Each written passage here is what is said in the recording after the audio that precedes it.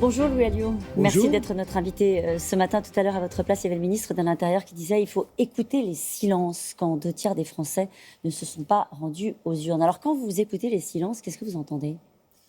J'entends qu'ils ne comprennent pas très bien tous ces enjeux locaux dans une campagne qui suit un confinement qui a été vécu durement, il faut quand même le dire. Et puis voilà, ils considèrent qu'il y a des enjeux majeurs, la présidentielle, et puis que derrière, il y a des élections subalternes. Alors je leur dis, moi, vous vous trompez.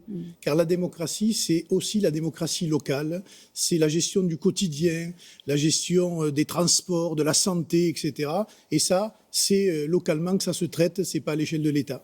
Jusqu'à présent, c'est vrai que le Rassemblement national échappait plutôt à l'abstention. Votre électorat était plutôt mobilisé. Ça veut dire que... C'est pas tout à fait vrai. Non. Les enquêtes de l'IFOP, par exemple, prouvent que depuis 15 ans, l'abstention touche essentiellement les classes populaires.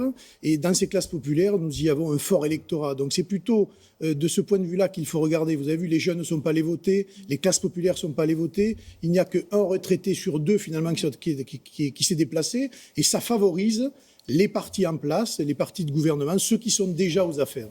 Dans l'organisation du scrutin peut-elle être une explication d'une partie de l'abstention ? Je le rappelais tout à l'heure, une partie du matériel de campagne, comme on dit, la propagande n'est pas arrivée à destination avant ce scrutin. Est-ce que ça suffit à expliquer ? Non, ça ne suffit pas. Ça peut expliquer localement, il y a eu quelques échecs.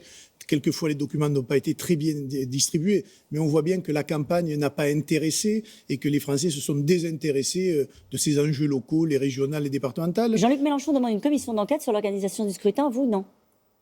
Ce sera toujours bien de voir comment la privatisation, parce que la privatisation des moyens du scrutin, elle existe. Et depuis longtemps, je crois que c'est le gouvernement Hollande qui l'a mis en place. Donc il faut regarder effectivement ce qui s'est passé. Mais là n'est pas l'essentiel, il faut aller au fond des choses. Pourquoi les Français aujourd'hui se désintéressent de la chose publique et de l'élection, alors que c'est le fondement de notre République et de la démocratie. Quelles sont vos chances de victoire, Louis Alliot, pour ce second tour ?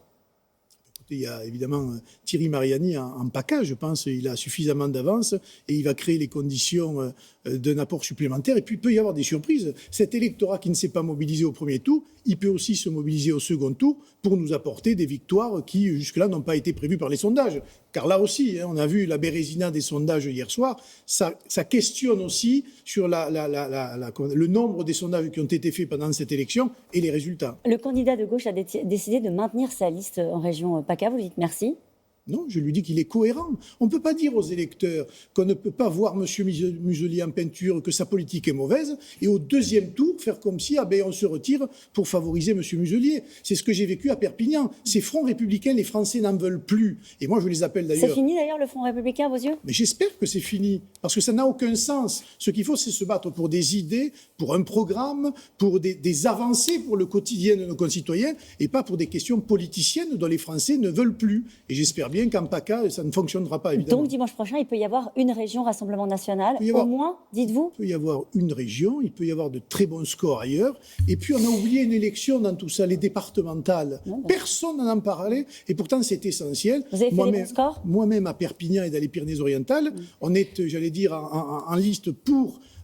participer à la gestion de l'exécutif de ce département. Et moi, j'appelle nos électeurs à se mobiliser au deuxième tour. Les victoires sont dans notre capacité à nous mobiliser. Vous étiez en tête dans 6 régions en 2015. Quand on regarde vos scores, vous êtes à 9 points derrière ce que vous aviez fait en 2015. D'où vient ce recul ? C'est juste imputable à l'abstention, oui, Louis Alliot ? quand vous regardez clairement les gens qui sont allés voter et qui ne sont pas allés voter, c'est clairement nos électeurs, plutôt les classes sociales basses, plutôt les jeunes qui ne sont pas allés voter. C'est évident. Donc maintenant, il faut qu'on s'interroge nous-mêmes comment aller les chercher et pourquoi nous n'avons pas été capables au premier tour d'aller les chercher.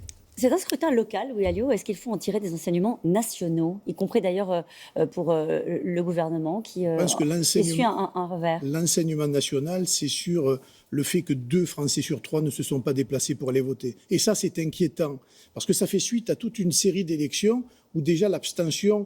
Elle était grande. Les municipales, l'abstention était grande. Vous avez commencé l'interview en disant qu'il y avait les élections locales d'un côté, la présidentielle de l'autre. Donc, oui, mais c'est un problème démocratique général. Voilà.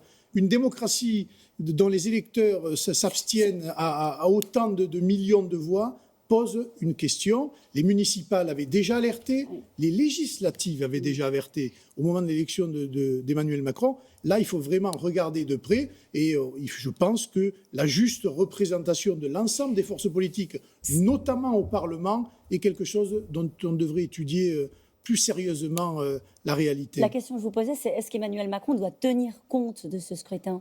Oui, évidemment, il est au pouvoir. C'est son échec principal, hein.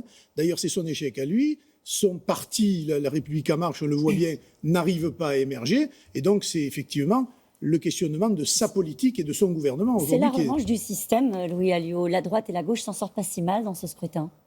C'est un peu la survivance des dinosaures au milieu de tout ça. Ça vous surprend ?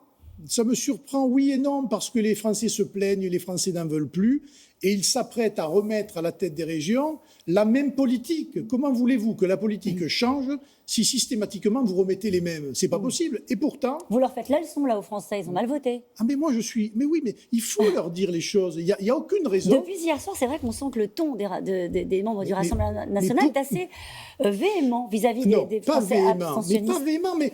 Nous, on le vit et on en fait partie. On se plaint tout le temps. Mais on ne peut pas à la fois se plaindre et ne pas participer aux élections. Il y a quelque chose qui est contradictoire. Et moi, je dis aux électeurs, si vous voulez réellement que ça change, arrêtez de remettre les mêmes en poste, sinon vous aurez la même politique et on n'en sortira jamais. Depuis des semaines, on dit que ces élections régionales sont une répétition générale de la présidentielle. C'est de mauvaise augure pour Marine Le Pen ?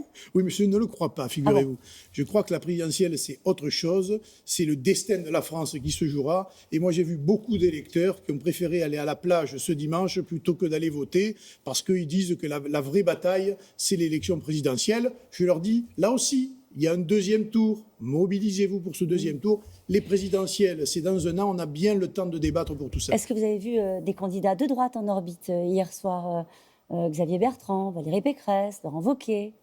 Oui, ils se battront pour savoir qui a le leadership.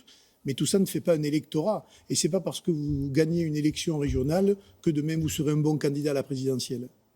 Est-ce que vous allez prendre la présidence du parti par intérim, Louis Alliot ? Et la question ne se pose pas pour l'instant. Ah bah je si, suis elle se mobilisé pose. pour les élections. On verra ça plus tard. Ça vous intéresse pas ? C'est pas la question, mais c'est pas l'enjeu d'aujourd'hui. Ça vous intéresserait ? S'il le faut, je le ferai. Voilà.